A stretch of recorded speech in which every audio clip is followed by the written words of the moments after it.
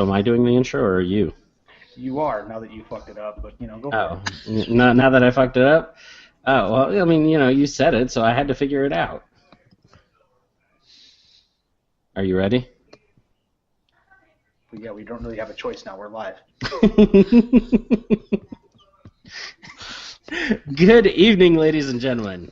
I am your faithful co-host, Nick Bogart, and joining me tonight, as you could hear bitching and grumbling in the background, is our always grumpy host, Tim Korkleski.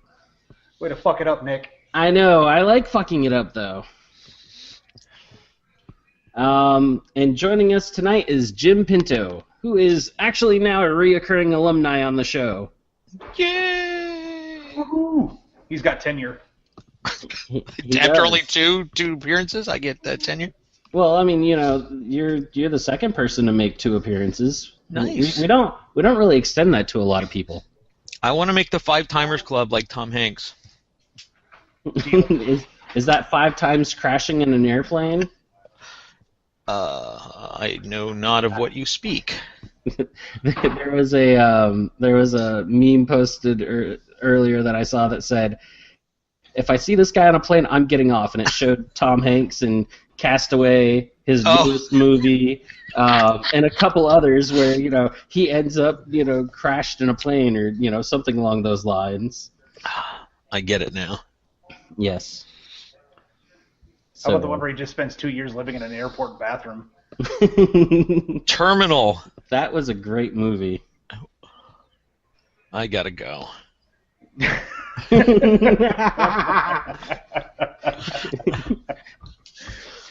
Oh shit! So Jim, how you doing, man?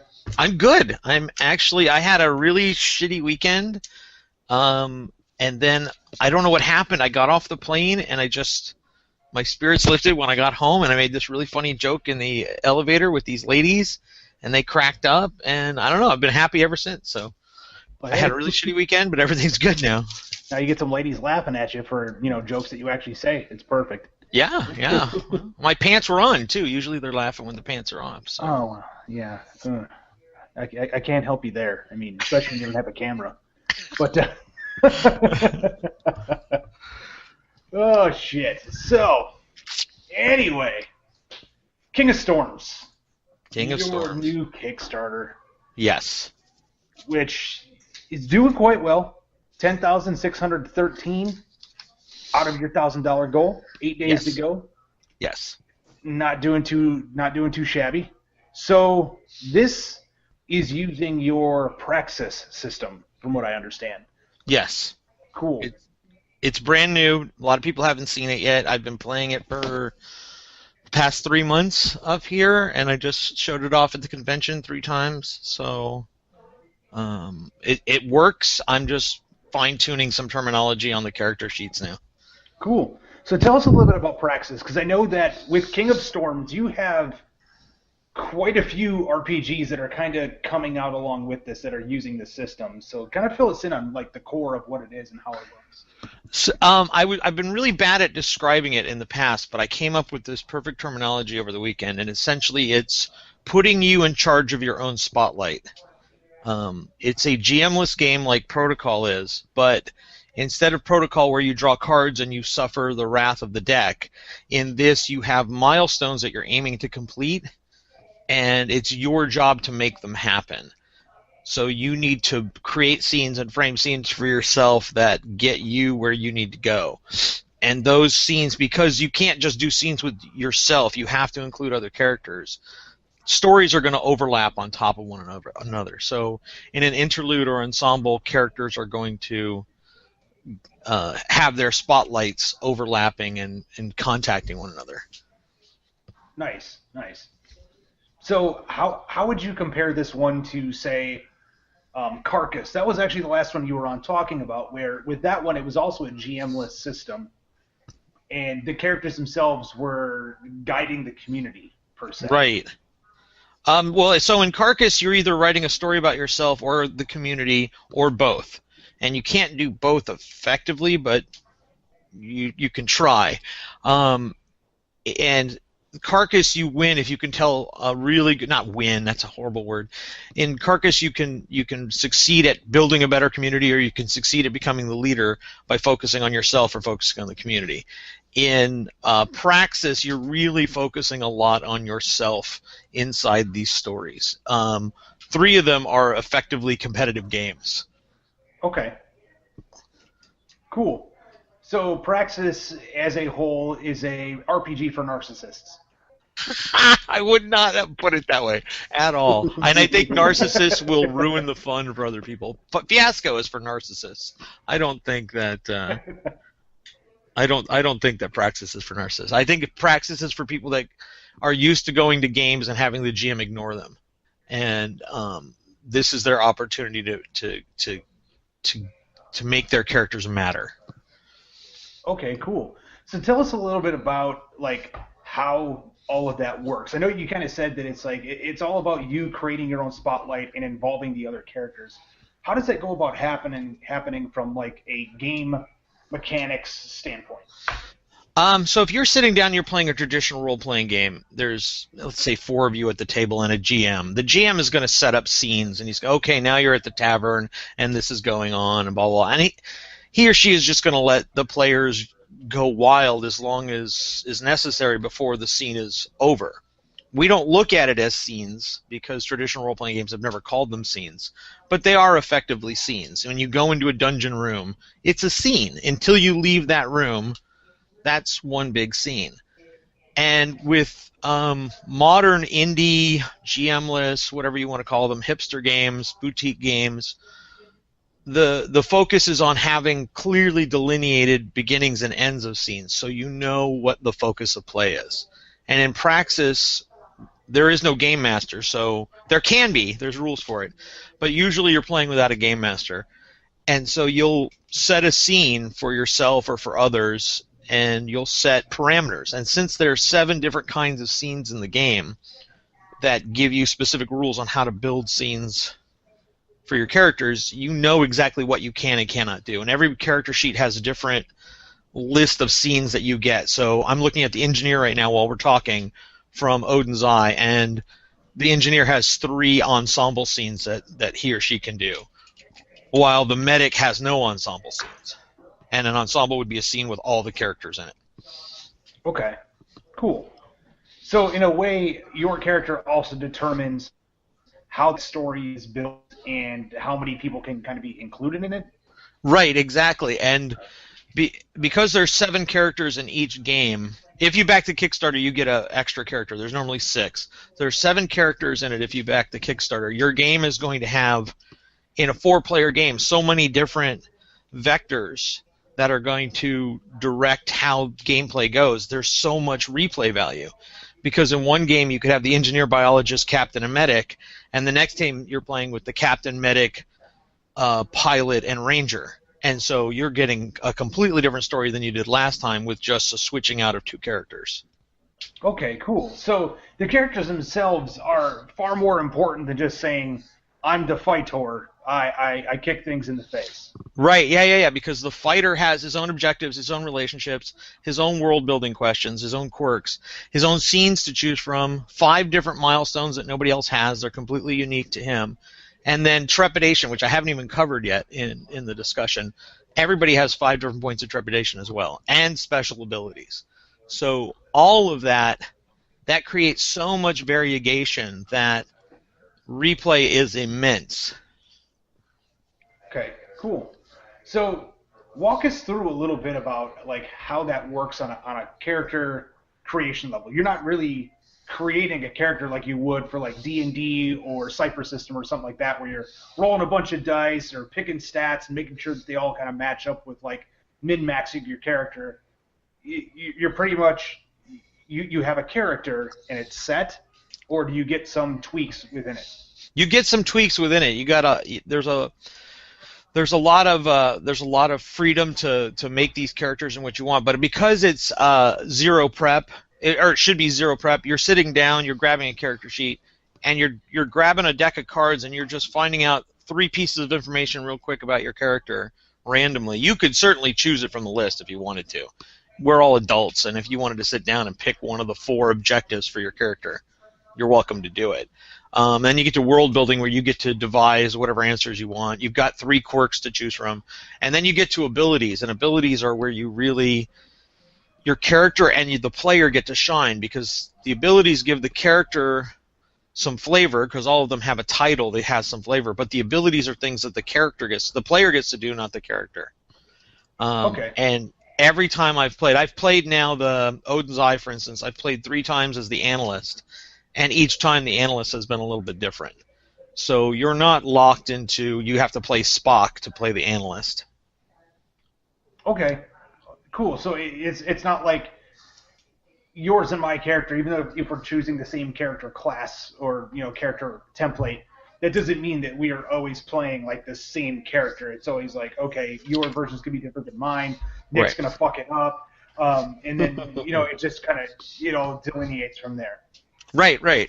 And that's what you actually want out of this kind of game, right? Because most of the story comes out of your interaction with the other characters. So being flexible with what's there is going to... We just played on Monday afternoon with my buddy Jim Sandoval, and I was playing the analyst and he was playing the biologist. And immediately I had just determined that his character was more emotional than mine.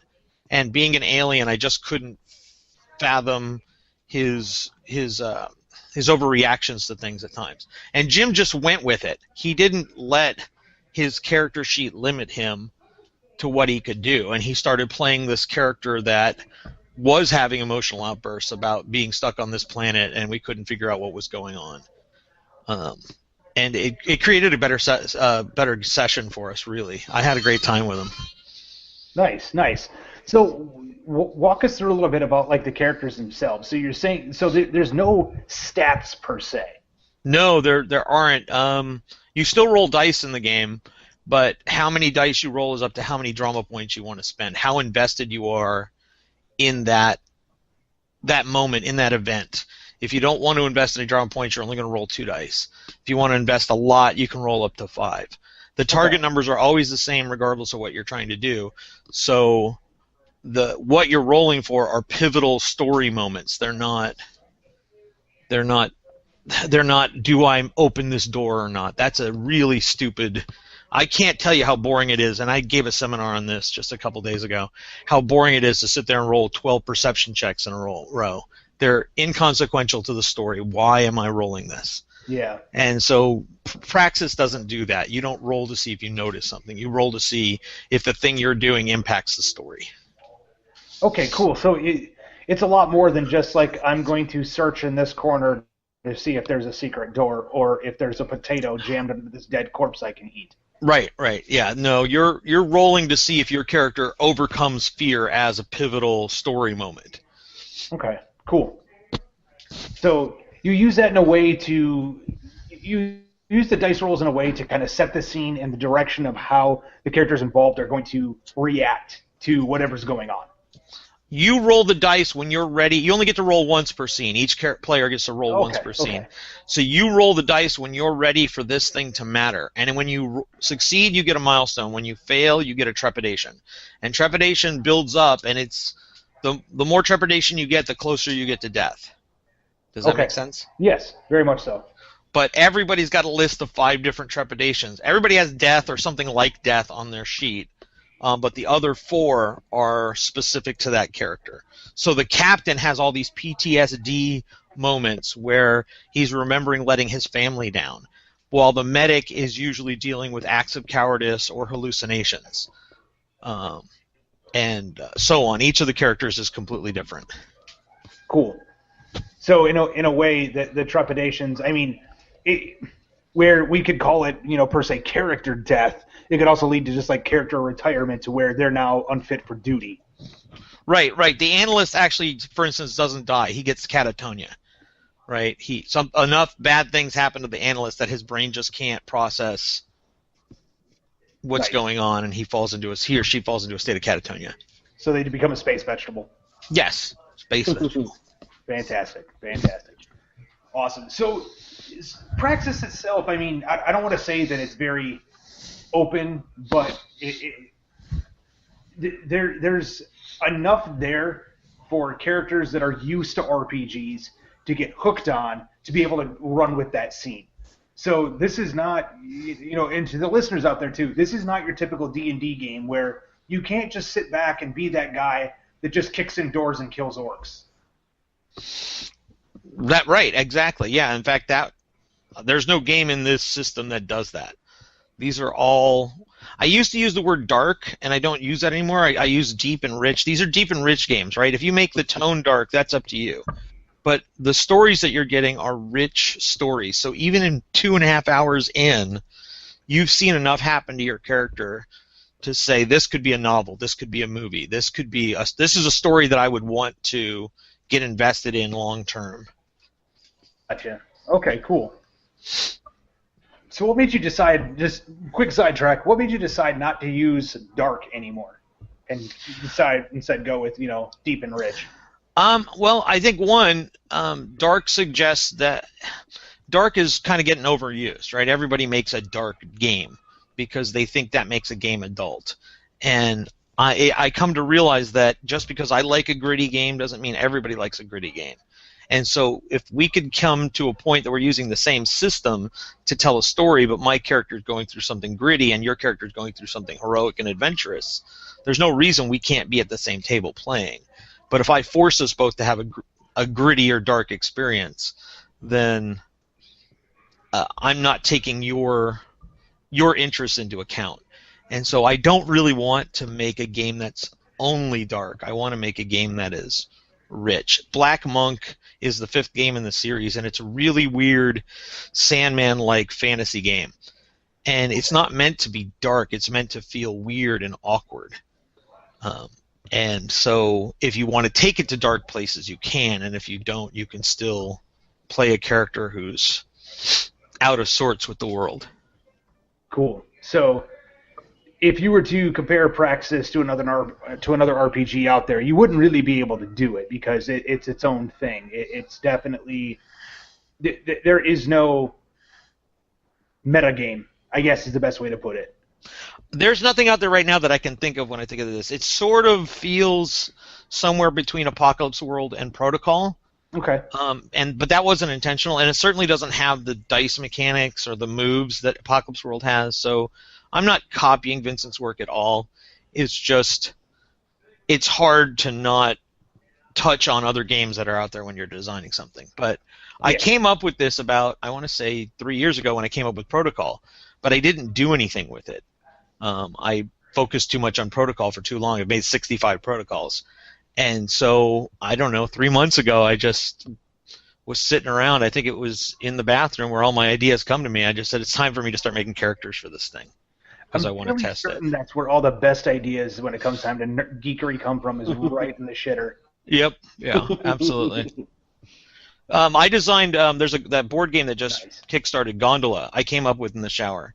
It took 5 minutes to design. Nice. So you're just sticking your pole in the water and just said, "Hey, we're gonna make a game out of this."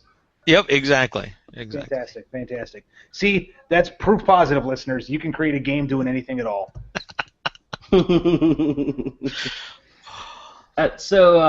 Speaking about influence from other places, or just kind of stumbling over something, only because the realization came. I've been toying with a whole, writing little short stories that won't ever see the light of day for a world, post-apocalyptic world I'd come up with that, has some of your fantasy races in it, but they were, all derived from humans, just genetic experimentation after the world went crazy, basically. And I just happened to sit down the other day to watch the Shannara show on Netflix because it was there and I was bored. Great way to spend your Labor Day. And so I was sitting down. Sitting down watching it, and I read the books years and years ago, and I was sitting there going, "Well, shit." Apparently, he's already written this.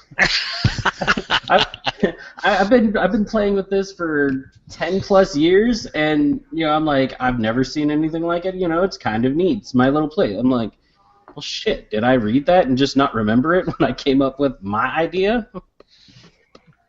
More Well, than likely. Picasso said, "Good artists borrow and great artists steal," and so there's nothing you can do about other people's ideas getting into your subconscious and affecting your designs or your stories or your art in any way. There's nothing you can do about it. I mean, you can close yourself off, I guess, and hope you make great stuff in a vacuum.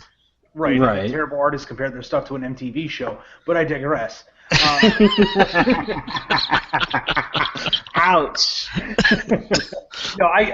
No, to be honest with you, Nick, I've done that myself numerous times where it's like, this is a great idea, and then I find something, I'm like, fuck, I completely remember reading about all this.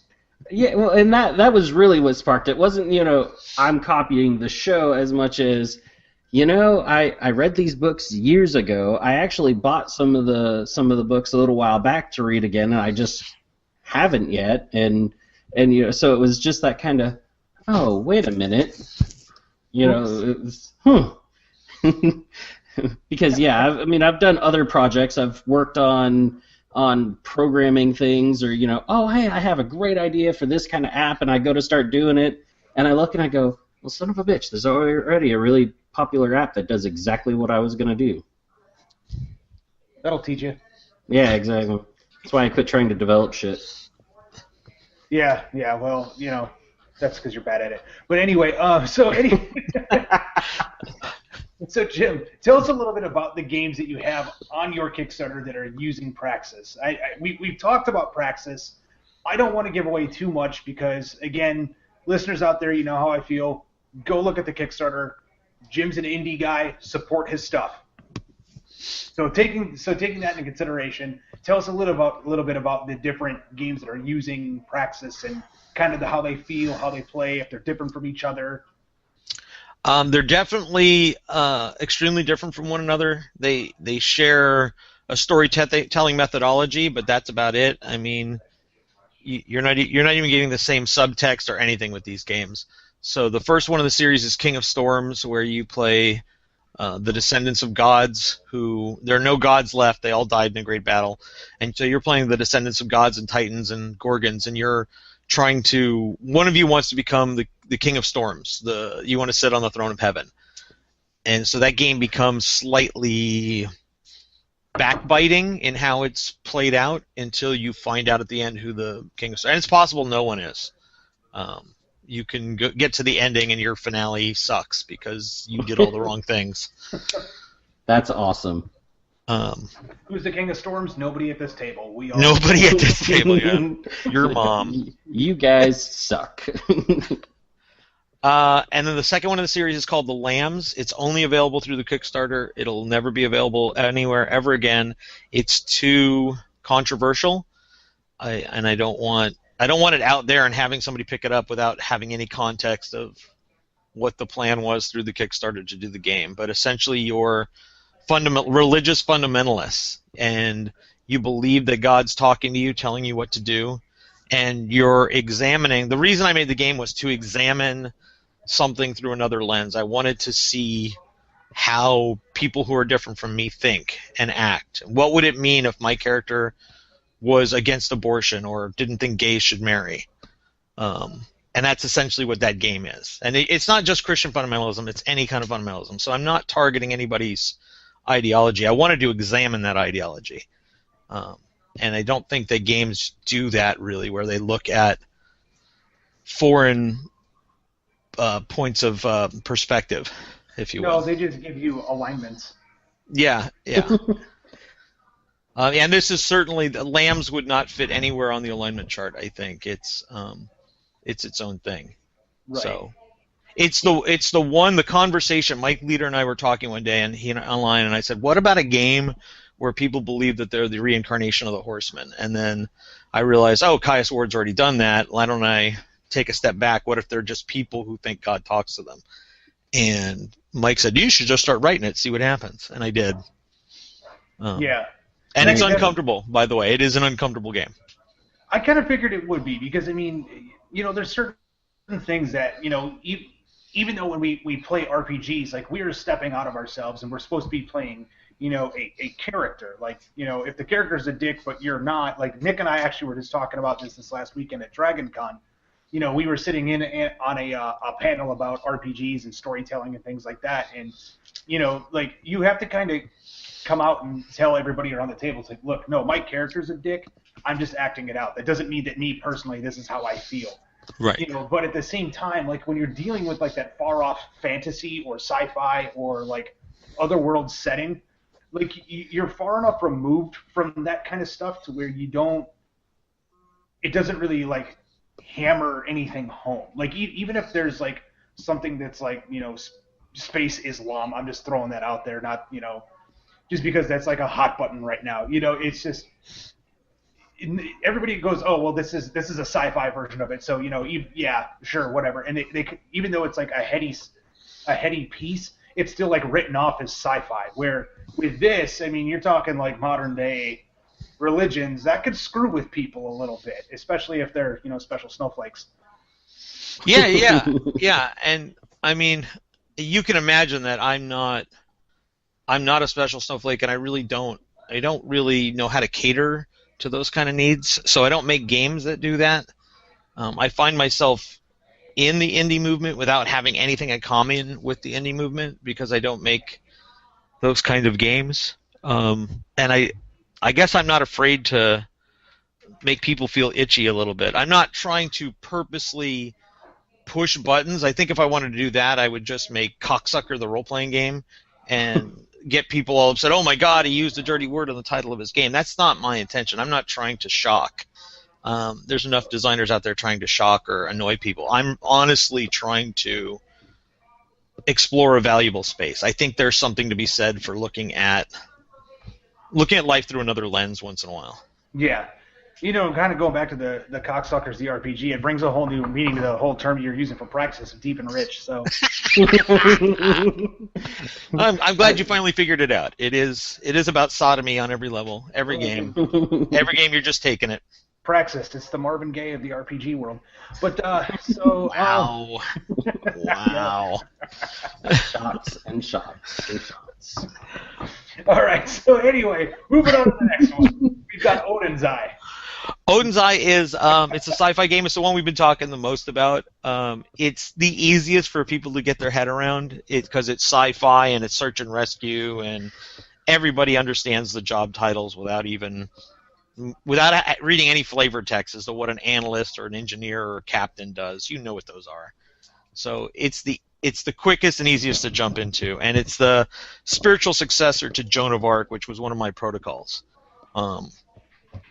So I don't know that I need to say anything else about it. Nice.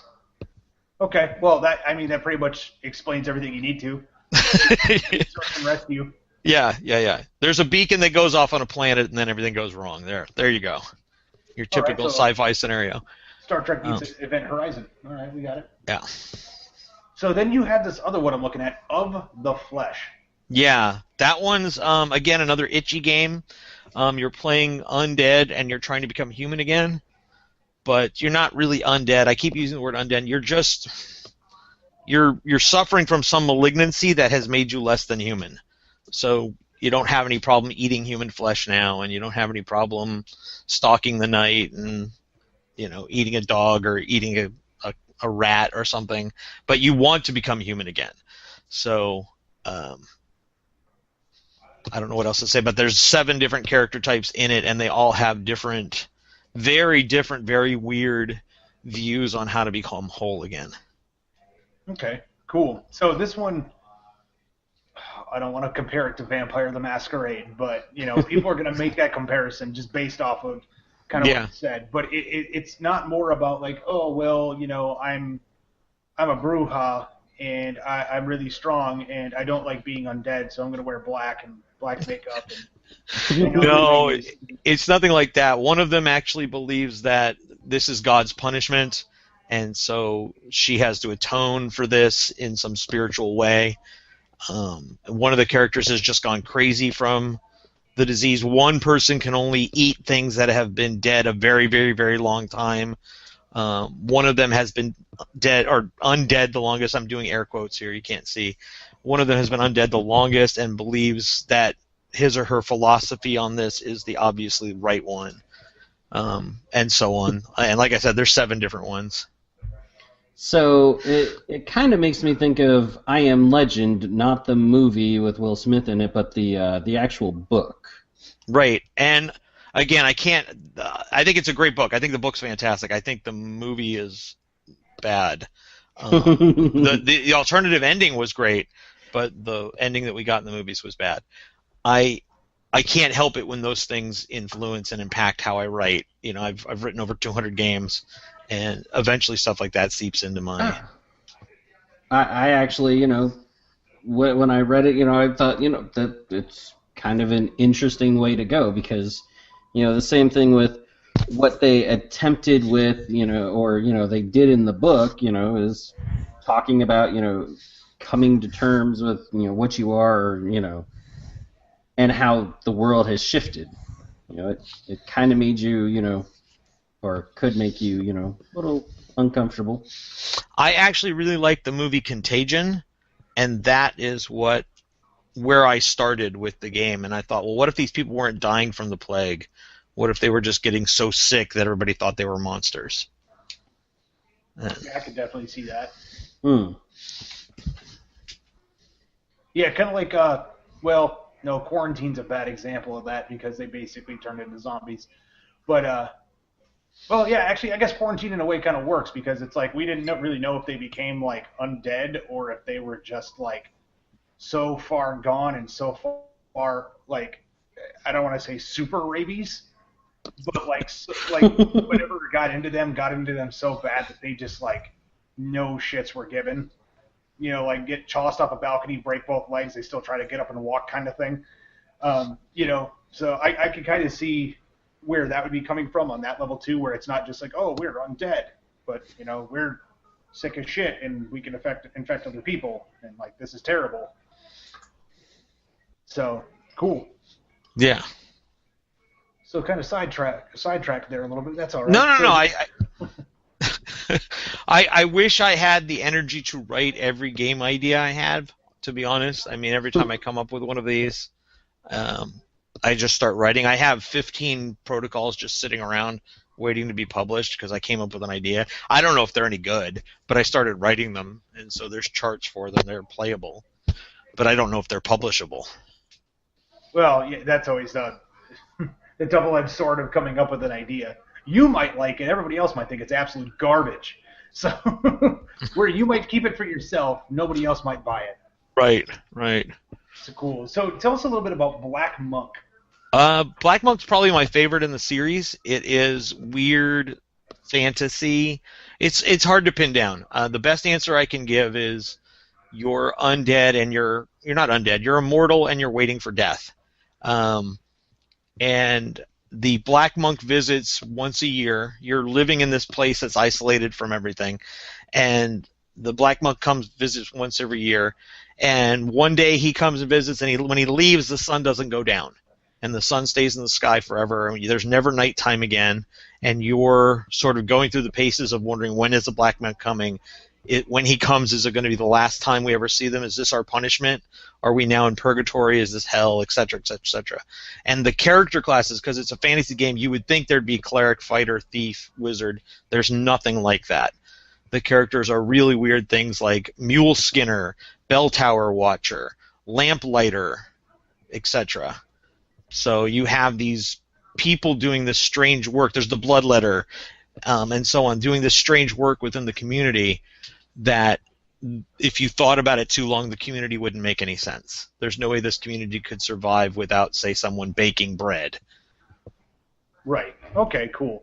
So in a way, it's definitely like, again, not dark fantasy, but more like a weird, twisted fantasy where, even the dude that's like sweeping cow shit off the side of the road has like a very important impact in the story. Right. Yeah, and all these people, one of the character classes, one of my favorites, is called the Fireman, and it's just his job to make sure that there's no ash on the ground when the Black Monk comes, which is just in my opinion, just a weird job to have. And as a result, he's taken a lot of authority onto himself. He's sort of a bully. because he believes his objective is the most important. Even though it's not, he's convinced himself it is, and so he pushes a lot of the other characters around. And yeah, I think a dung sweeper character would fit in perfectly with these people. Nice. Well, it makes sense. I mean, at the same time, you got a guy that doesn't want ash on the ground. The other one doesn't want the black monk to step in a bunch of shit. So, hey, Right. why not? Yeah. Cool.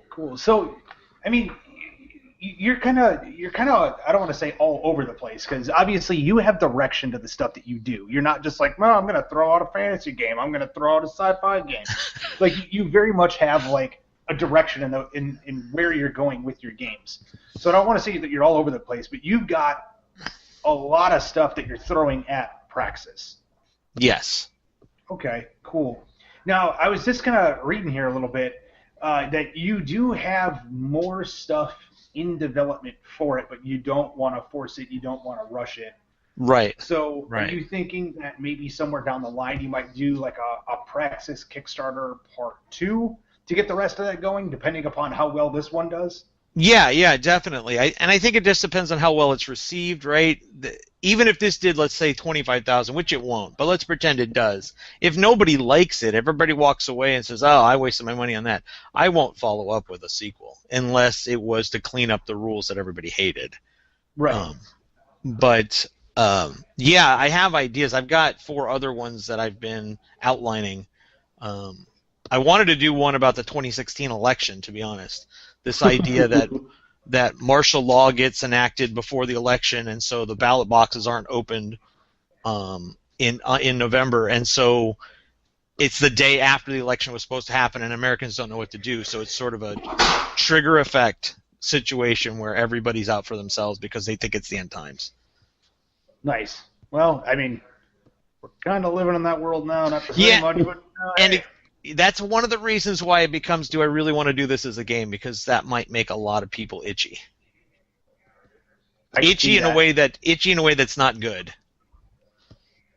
Well, yeah, I mean, I could definitely see that, because of the fact that nowadays, especially with the way that Facebook's going, and again, I don't want to get political on the podcast. I never really do, but like Nick and I have talked about it offline a few times. I know I've made some barbs here and there, but it just seems like with modern day social media and stuff like that, everybody's got this freaking opinion, and the moment anything pops up online, they automatically turn into internet lawyers or internet politicians or internet evangelists, and it gets tiresome. And as cool as a game like that would be, I'm sure that somebody somewhere would get so pissed off and start writing petitions and yada yada yada, and just like basically make life miserable for the sheer sake of the fact that you're putting out a game that you really wanted to try. And an even bigger fear would be that everybody would turn it into an argument at the table, right? Beyond making it, and if I get it into people's hands and they actually sit down and play it, for me, I would be able to sit down and play and explore this idea and pretend that I'm a libertarian, which I'm not, but I could pretend to be a libertarian in this environment and examine it and see where it goes without having to have an argument at the table with people. And right. I don't know how many people can do that. And I'm not saying that makes them bad people, that makes me a good person. I'm just saying that that's important to me, that I can look through things through a lot of lenses. And it's probably why I can do what you just said, which is have lots of games and lots of directions, doing lots of things, and it feels like I'm doing too much. But it's because I've always wanted to explore. I have my own personal philosophies that I've built. I'm in my 40s, right? I'm not a 20-something anymore who thinks he knows everything. I'm a 40-something who knows he's never going to know anything, but this is as much as I can accumulate in my lifetime to understand about the world. And I want to make games that allow me to see through numerous lenses. Yeah, I could definitely see that. So in a way, it's kind of your own personal, I don't want to say development project, but it allows you to explore other thoughts as well. And honestly, like any good work of fiction or nonfiction or any good literary work should force somebody to do that in some way and like step back and critically look at themselves. Yeah, I would hope so. I think we live in a snowflake environment now, and we make a lot of games for snowflakes. We do. And I think it's okay to make games that satisfy people's egos. I think it's not okay to change everything you're doing every single time somebody tweets and says, well, what about this part of the culture? Why isn't this represented in your game? Because my game's only 50 pages long. That's why. I could not also get Inuit Indians into my game. I am sorry. Right. Paco and I did a long podcast about this the other day about trying to represent everybody in a game. This idea that representation and equity needs to appear across the board in every game. Writers can only do so much. They can only conquer so much of the world and address so many things in a game. You can't make a perfect representation of everybody and everything that you do. It's just impossible. You want to hit the themes that you want to hit.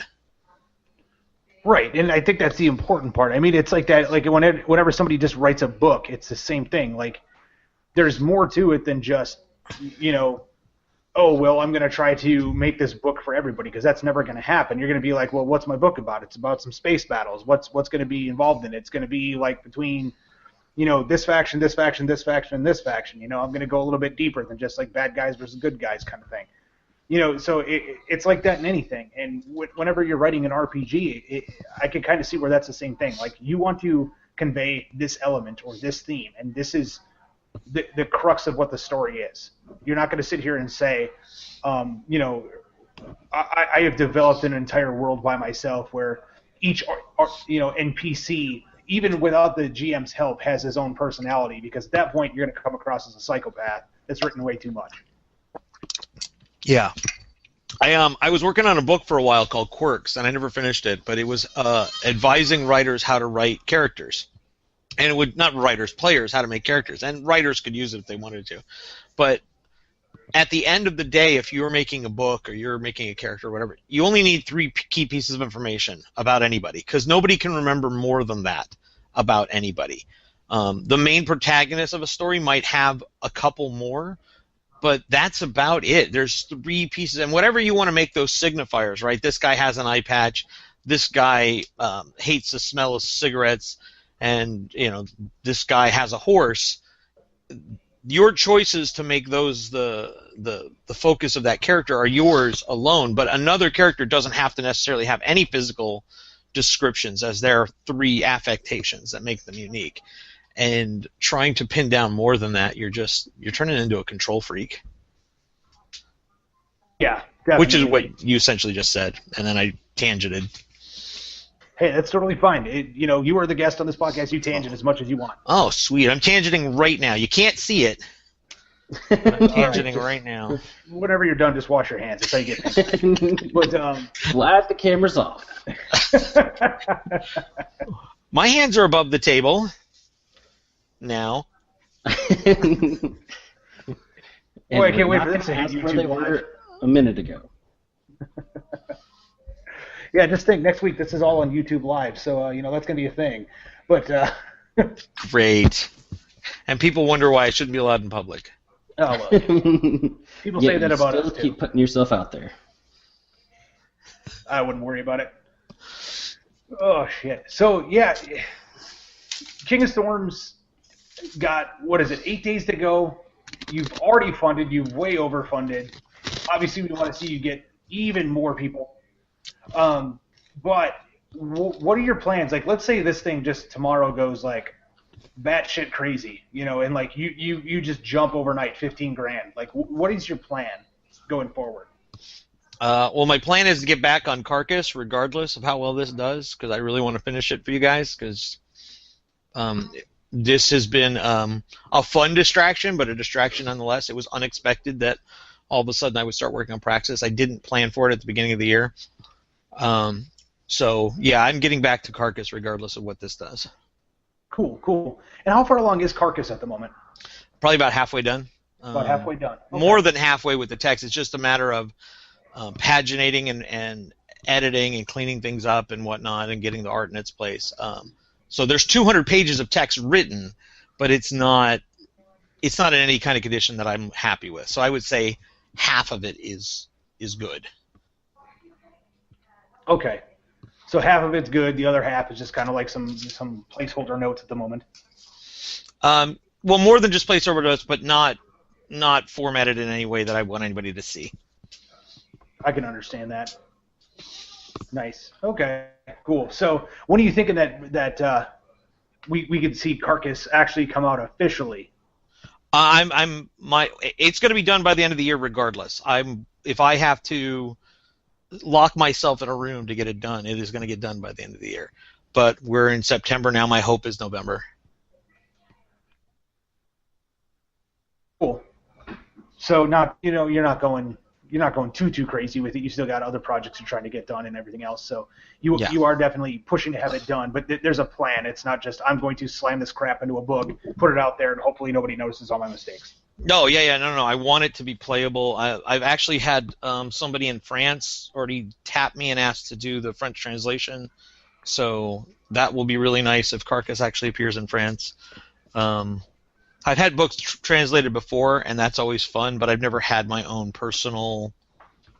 I've never had Post-World games translated, so that'll be nice. Yeah, definitely. As long as you don't use Google Translate, because by the time you're done, you'll end up with a French version of Mein Kampf, and then it's just all going to go downhill. Well, they claim to be French, so unless they're lying to me, they're. I hope their intentions are to use Google Translate. Better than Bing Translate, I guess. Oh, God. Now we're just going off on a terrible, terrible tangent and things that can go horribly, horribly wrong with anything that you try to translate. But, yeah. Especially if you use Bing. Oh, God. Awesome. So, yeah, let's talk about something that we know that you absolutely love talking about, Jim. Modern-day RPGs, especially Shadowrun. Oh, my God. Oh, my God. I think... Do you really want to talk about this, or are you just busting my balls? It's a little bit of both. I mean, okay.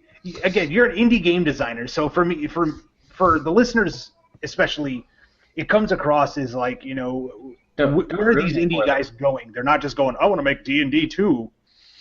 Oh, right. I talked about this weekend a lot when I was at a guest of honor at a convention this past weekend. Which one? Gateway Strategicon in LA. Okay. I live in Seattle now, but I lived down there for years and years, and I was at the convention for 20 years. And now that I've moved away, they finally decided to have me as a guest. So, yeah, I talked about the difference between traditional play and indie play. Traditional games are about, they're about tradition, right? The industry is about tradition. They want games that do the same thing. I roll a die, and the GM tells me what it means. Dungeons and Dragons, no matter what edition you're playing, you roll a d20, and the GM tells you what it means. And in 3rd edition, you may have a little more power or control over what that 20 does, but the GM still interprets it. So the addition of D&D is just the scale of math you want to do to affect that d20. And the only thing that sets Shadowrun apart from that kind of thinking is that it has a lot of gun porn in it, and you roll a lot of d6s instead of a d20. But it's essentially the same game. And you chop away the veneer of Shadowrun, and your guy's getting a job to go kill people. That's it. That's what Shadowrun is. Yeah, you're just a more shiny version of a murder hobo. Right, you're just a shinier version of a murder hobo. But indie games are about design, and they're about experimentation and innovation. And sometimes that innovation is bad, right? There's a lot of bad indie games out there. I'm not going to lie and say they're all great. I have a bunch of bad free ones on DriveThruRPG. You're welcome to go and download them for free. They're not good. That's why they're free. That's why they're free. But they were experiments. I wrote one in 6 hours just to see if I could do it. And so these chances that people take are actually in some way starting to affect the hobby a little bit. Savage Worlds has interludes in them now, which I think is fantastic. I just wish GMs knew how to use them. I've sat in a lot of Savage World games at conventions, and GMs will run an interlude and just ignore the entire table. And it's just, why? Why am I here? I hate those kind of games where I'm sitting waiting for the GM to talk to me. Yeah, I could definitely see that. I mean, I think if anybody has played any RPG, either indie or traditional or anything else, we've all had those times where we've been sitting around the table or sitting around the living room or basement or wherever we were playing, where it's just like, especially before the invention of the modern day cell phone, where we're just sitting there going, why am I wasting my Saturday? We used to take turns playing EverQuest. Yeah, when you were taking time to play a computer game RPG while playing an actual RPG, your GM has fucked up somewhere. Yeah. And the same can be said for a lot of board games too. If I can leave the table for 10 minutes while you guys play, and then I come back and I don't need to worry about what you did, there's something wrong with that board game. Yeah. Yeah. I could definitely see that outside of like somebody just like taking their sweet time trying to go through their turn. You know, a lot of Euro games, I see that quite a bit, especially with a little bit more of like the slightly more complex Euro games where it's like people are just like trying to analyze the next 8 different ways that they're going to screw you. So, you know, there's times like that where it's like, okay, I'm going to get up and go to the bathroom. But, yeah, I definitely, I've seen that quite a bit in RPGs. And, like, even GMing some myself at different gaming conventions, like, you know, in participating, I can't tell you how many times I've sat in on an 8-hour game, and I maybe myself personally have played 4 hours of that. Yeah. So, yeah, it can be a bit of a headache. So we'll do a protocol session, and it'll run about 2 hours, especially with my friends that know how to play the game.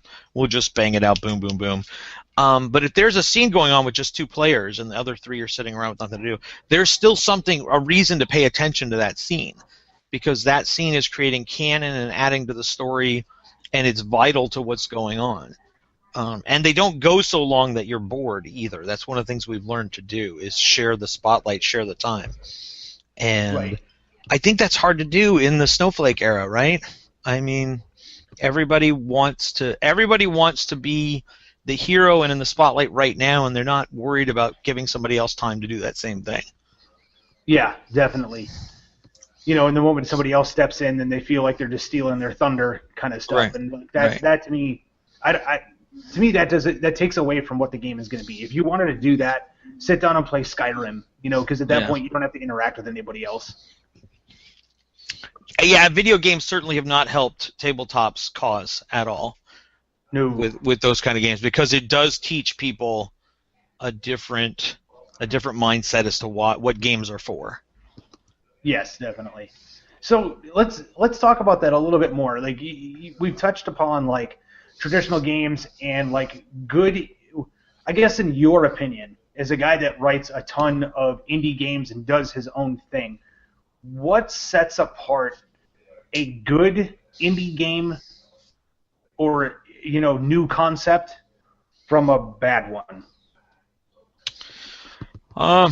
Like, what are the do's and don'ts? Like, if there's somebody listening to this podcast right now that it's like, I've got an awesome RPG idea, and they're going through it in their head, what would be your do's and don'ts to make it happen? My first do's and don'ts would be avoid modals. Don't say should, could, would, can, may. Avoid any word that sort of hints at authority but doesn't have authority. Say what you do. Don't pussyfoot around it. I make fun of Fiasco a lot, but it made a lot of great strides for gaming. But the thing I hate the most about Fiasco is that Fiasco has a portion of the rules where it's time to, well, who do we think we as a team should give the die to? I don't want to have a conversation in the middle of play outside of the game talking about what I feel. I want one person in that table to have the authority of deciding who that die goes to. Get it done and move on so that the game isn't... Don't pull me out of the game every single time. So write rules that are concrete, say what you mean, and give authority where authority belongs. And if there isn't a need for authority for something, don't even talk about it. Let the players figure it out as they play. The social contract is just as important as the rules you write for the game. So if 4 people are playing and they don't get along, your rulebook's not going to save them. Stop with the pussyfooting around in the rulebook and write what you mean. Right. Cool. And avoid niches, right? Avoid niches so narrow that you only have 10 customers. Right. So you don't want to design the game that only you and your 3 friends are going to play. Right. I mean, we're welcome to do it, right? The environment allows you to do it. I would just, why publish it? I don't I don't see the need. Right. Or at least if you're going to take that and try to make it something a little bit more, I don't want to say mass market appeal, but, you get more than 10 people to play it. Like, take that, whatever those specific parameters are, and expand upon it. Right. Cool. And this coming from the guy that I've made plenty niche games, right? So I'm violating my own advice there, but I'll make a niche game within a mechanic that I've already know works. So maybe somebody that plays Protocol is going to enjoy a game about playing illegal immigrants. I don't know. I enjoyed it. I think it's the best one in the series, but it's hard to get people to grok that one. Nice. I could definitely, yeah, cool. So that definitely, I know that that's a question that, I've heard numerous times at conventions. I'm sure you've heard it over and over and over again about, like, oh, hey, by the way, I'm coming up with my own RPG, and this is a cool idea that I have. How good do you think it will work? Oh my God, yeah, and I don't know what to tell people. I don't really give a lot of feedback anymore on concept. I will tell people, well, you might want to go look at this. This game already does what you're talking about. Right. And I don't have the encyclopedic knowledge of all the games out there like I used to. Just 10 years ago, I probably knew 80% of the RPGs that were in the market, but now it's impossible to do that. It's just... So I can only go off of what I know and say, well, what you're describing is just Cult with a different skin. You may want to look at what Cult has already done about that or whatever. I think too often people put a new veneer on something and then they think it's a new idea.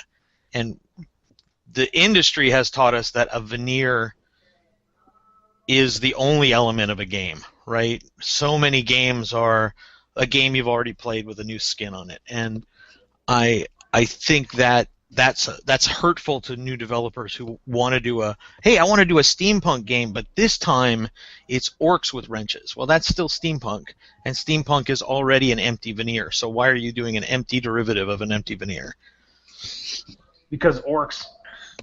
Because orcs. Because dwarves. Because of Steam. Because Steam Dwarf. That's my next game. Monocles. It's all about the monocles. My April Fool's joke was corsets and goggles. I did a cover up for it. Mark Quire did the logo for me, and I did a mock-up cover. Somebody went to my site and actually thought it was real. I was really going to do this game, and I felt so bad letting him down. No, I actually hate steampunk. I'm the last guy in the world you want writing your steampunk role-playing game.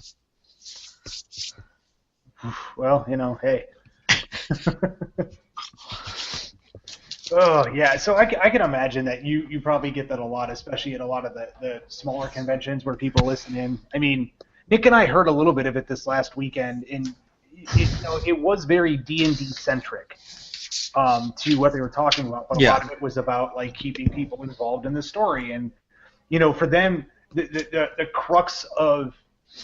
The crux of what they were talking about lends nicely to everything that you've done, where it's like, for you, it is about the story. It is not about, and obviously there is character development. It is not about, like, I'm just going to roll a handful of dice and then just let the GM tell me what the fuck that means. Like, it's about, keeping people involved in the story, keeping it moving forward, because if you were playing an RPG over a podcast using your traditional methods, it would be probably one of the most boring pieces of shit you've ever listened to in your life. Yeah. So, and we heard that quite a bit, and I know that there was a couple things that Nick and I did hear that we just rolled our eyes at, and they're pretty common questions, but I think it's something to where people just need to hear it and tell them, it's like, look, stop being spineless, it's your fucking game, you direct it, you tell the players when they're being stupid, you tell the players when they can roll dice, you tell the players what skills that they're going to use for this, and things of that nature. Obviously, let them have control of their character, but if all they're going to do is just sit back and, like, kick in doors and slit goblin throats, that may not be what your story's about. And if that's the case, like, I've always been a firm believer, boot that player and, get somebody that's going to, jive with the theme of what you got. Right. I think a lot of what people want to do, and back in the 90s, we were playing second edition D&D, and I was adding all kinds of my own house rules to D&D and making it our own and turning it into this big story. And we were doing troop play before I knew what troop play was, and we were doing relationship mapping before I knew what relationship mapping was. I hadn't heard these terms before, but we were doing it, and we would sit down and we would play and we would do all these house rules, and at no point did I think I really need to publish this.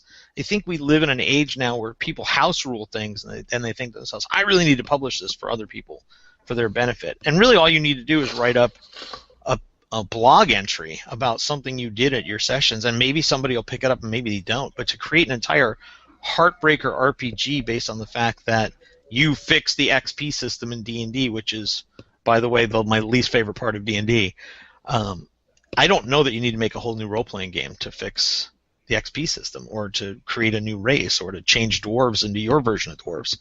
That's just a blog post. Yes. Yeah, very much so. I don't know how I feel about XP in RPGs either. I think a lot of it just comes down to, as I guess the game master, how quickly you want your characters to advance and what exactly you want that to mean. Right. I think Robert Schwalb fixed it with Shadow of the Demon Lord. At the end of the session, you go up a level. That's it. No point in tracking any XP, nothing. He wants you playing 10 sessions of his game, and that's it, and that's a campaign. And that's what he designed, and it made a lot of sense for him solving a lot of different problems that exist in D&D. But my big problems with XP are you get XP for murdering people, and yet it has an alignment system. Those two things don't jive at all. I don't know why they exist inside the same game. Who knows? Yeah, there are certain things that I've noticed through my years of role-playing.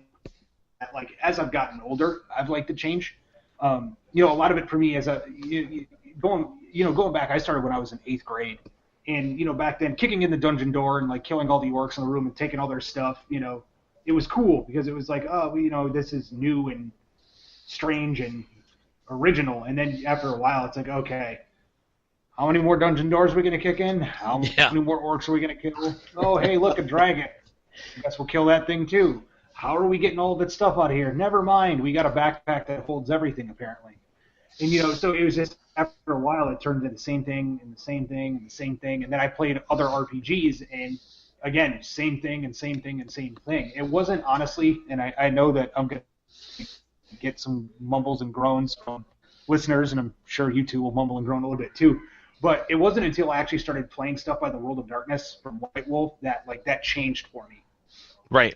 And, yeah, sure, take it for what it was. Like, a lot of people are like, oh, the whole campy top thing. But at the same time, what they really pushed in their games more than anything else was story. And experience was not given out just for killing crap. It was given out just for good role-playing. You actually got more for good role-playing than you did just saying, I'm a combat monster. Right. I think people that fixated on the gothiness and the emo-ness of Vampire miss the point. I loved the politics of Vampire. I loved the being trapped between who you were and what your potential was as a monster. I loved that aspect of Vampire, and that didn't have to be anguish or anything. That could just be your animalistic nature that you're playing. I think the new edition is actually fantastic for Vampire. But what drew me to the game was the politics. And somebody once said, yeah, I'd love Vampire if it weren't for the players. And so a lot of it became that there was sort of this intellectual arm of people that really liked vampire politics, but they didn't like the veneer, and they didn't like the people that were attracted to just the veneer. And so you had two different camps of people playing that game. Yes, definitely.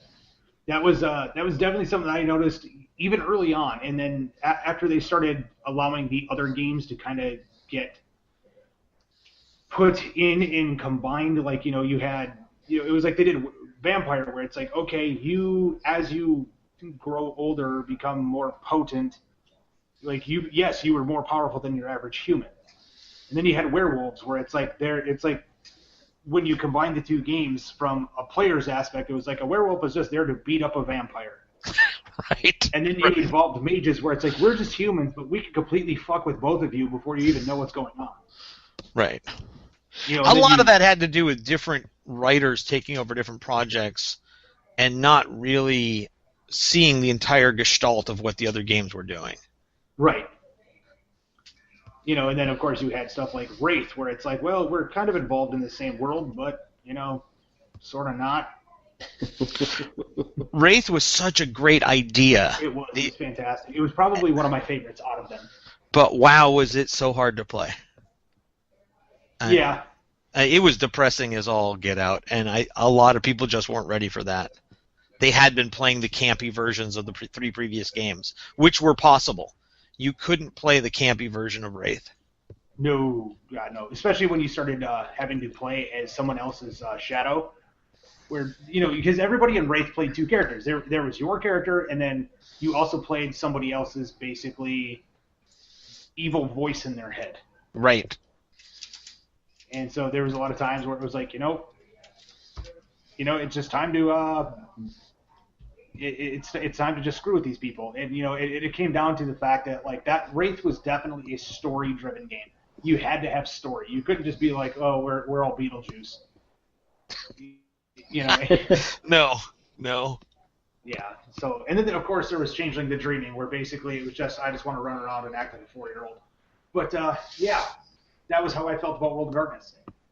I think what I like the most about Vampire is that as a game master, I didn't have to write a big long chronicle that they would be following, and I could create a sandbox, and I could react to what they were doing. I didn't feel that was true with the other games. I didn't feel like I could build a sandbox that they tinkered in. I felt like I had to write a script. And I could be wrong. I could be an anomaly in my perception of that. But that's one of the things that makes a modern indie game, like, say, Apocalypse World, so strong, is that I don't script anything. I can build some bad guys here and there for you to fight, but I'm reacting to what you do. And that puts the characters at the front and center. And to bring it all the way back to Praxis, I don't even need a game master to do that. Now I've got the paper, the sheet right in front of me, putting me at the center of the story, making me important. So I've removed so much of these extraneous rules and paperwork in order to get to making me the center of the story. Yes, which is cool because ultimately it is about the players. Yeah, it should be. It should be. Awesome. Well, let's see here. We have been ranting on for a little bit over an hour, and unfortunately that means that we do have to start kicking this thing off the air. Normally I'd keep this stuff going, but, well, it is a weeknight, and I wake up early in the morning because apparently I'm sadistic. So, Jim, is there anything else you want to throw in there at the end for Praxis, King of Storms, your current Kickstarter, anything else that you want to throw out there, let people know about, whore it out a little bit, whore out some of your product? That's what we're good for. So I actually do have a traditional role-playing game coming called City of Masks. I kickstarted at the beginning of the year for $1, and it is turning into arguably my best game that I've ever made. So I ran it on Sunday. The players were completely blown away with what was actually going on in the background of the story. So I'm hoping that that's not just me as a GM being good at what I do. I hope that means that I've got a good product and people will enjoy it. But you'll hear more about it in the next few months. Nice.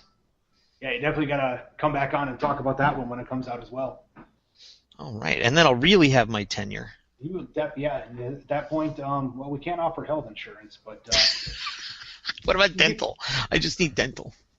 We know someone who will punch you in the face a few times. Yeah. I got that. Oh, I mean, Look who you're talking to. That's right. I've seen some people post some shit on your internet, on your Facebook wall. Everybody wants to punch me. Just changed your name to Jim Puncho. But anyway. Oh, and on that. And rim shot. Anyway, Nick, is there anything else you want to throw out there before we get the hell out of here? No, I mean, now that we've violently threatened our guest, I think I'm good right now. Awesome. So, everyone, again, thanks for listening in on Skirmish Supremacy. I'm your host, Tim Korkleski. Nick Bogart was sitting in the background the whole time, just laughing like an asshole. And again, thanks to our guest tonight, Jim Puncho, and his King of Storms Kickstarter. Go check it out online. We will definitely have links in the description. See, you know what? I totally talked the last episode, and what did you do? Not air it. Yeah, not yet anyway. But just like any traditional episode, I'm not going to let you talk again, so this is the end. thanks for listening to another episode of Skirmish Supremacy. To see more of the antics that Nick and I do, you can check us out on Facebook at Skirmish Supremacy. We also have Twitter, which we can be reached at Skirmish Supreme, because apparently Skirmish Supremacy does not fit in Twitter. And if you want to email us directly, you can reach us at tim@skirmishsupremacy.com or nick@skirmishsupremacy.com. Thanks for listening.